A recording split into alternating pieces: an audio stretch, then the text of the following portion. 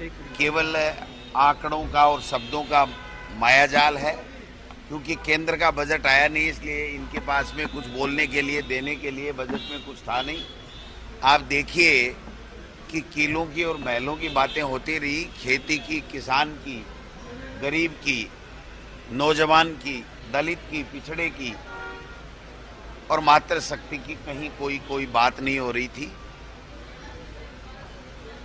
इस बजट के अंदर एक कंपटीशन था कि कितने बार मुख्यमंत्री भजनलाल जी का नाम आएगा और कितने बार प्रधानमंत्री नरेंद्र मोदी जी का नाम आएगा।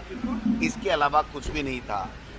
आज तक के इतिहास में हमने कभी नहीं देखा कि मुख्यमंत्री लिखने के बाद में जो मुख्यमंत्री होता है वो ही मुख्यमंत्री होता है, उसके आगे नाम लिखने की कहाँ आवश्यकता पड़ गई।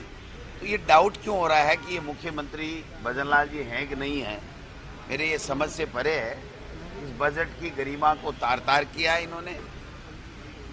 मैं समझता हूं कि इन्होंने 4 लाख नौजवानों को, युवाओं को नौकरी देने की बात की है और इस साल में 1 लाख की बात की है। अब तक तो जो हमारे समय में, कांग्रेस के समय में, सरकार के समय में जो भर्तियां निकल करके वित्तीय स्वीकृति हो गई, परीक्षा हो गई, परिणाम हो गई, वो ही नहीं दे पाए, तो ये कब तो किस विभाग में 1 लाख नौकरी निकालेंगे और इन 6 महीने में कैसे, बाकी के बचे हुए 6 महीने में ये कैसे कर पाएंगे। 8-9 महीने मान लीजिए आप एक तरीके से, तो कहाँ से ये भर्तियां देंगे। स्कूलें 100 खोलने की बात करें, एक विधायक को एक दे देते तो भी समझ में आती। कहाँ हमने 8000 स्कूलों को क्रमोन्नत किया, स्कूलें खोली, कहाँ पर इंग्लिश मीडियम 3737 स्कूल खोली। कोई विजन नहीं है इनका किसी तरीके से।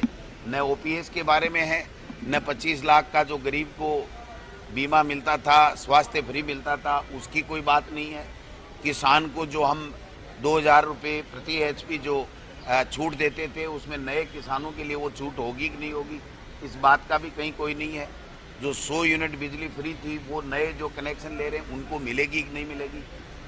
बड़े बड़े जो पूंजीपति, धन्ना सेठ, अडानी अंबानी जैसे लोग जिन्होंने पावर जो स्टेशन लगा रखे थे, उनकी इलेक्ट्रिसिटी ड्यूटी माफ करने का काम किया। एक बहुत बड़ा घोटाला सामने आएगा कि ऐसे लोगों को जो हजारों लाखों करोड़ रुपए के मालिक हैं और उनको तो छूट दी गई है और गरीब के लिए कोई छूट की कोई बात नहीं है, उसके लिए कोई विजन नहीं है, कोई नई योजना इनकी तरफ से किसी तरीके की नहीं है। शिक्षा का तो शायद डेडलाइन में इन्होंने निपटा दिया शिक्षा को तो। और कृषि मंत्री की गैर मौजूदगी में इन्होंने कृषि का बजट पढ़ा।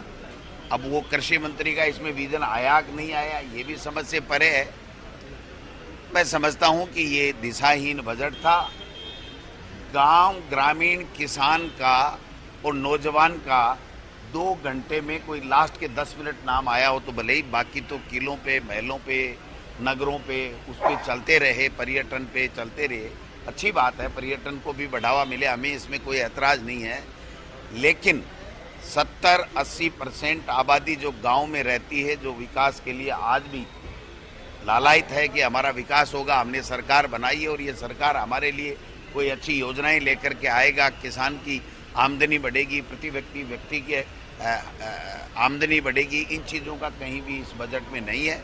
और मैं समझता हूं कि जब तक केंद्र का बजट नहीं आता तब तक इनके पास में करने धरने के लिए कुछ भी नहीं है। जो अंतरिम बजट दिया था उसकी भी एक भी घोषणा आज की तारीख तक धरातल पे नहीं उतरी है और ये जो बजट है वो केवल हवाई रह जाएगा, किले और महलों की बात करने वाला बजट रह जाएगा।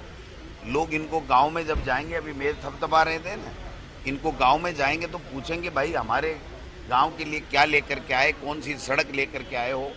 ईआरसीपी के लिए जो ये बात कर रहे हैं 10,000 करोड़ की, ये वित्तीय स्वीकृति जारी हो गई थी, टेंडर प्रक्रिया हो रही थी, तो चूंकि बजट बनाने वाले वही टीम है जो हमारे पास थी, तो इन्होंने पुनरावृत्ति कर दी उसकी।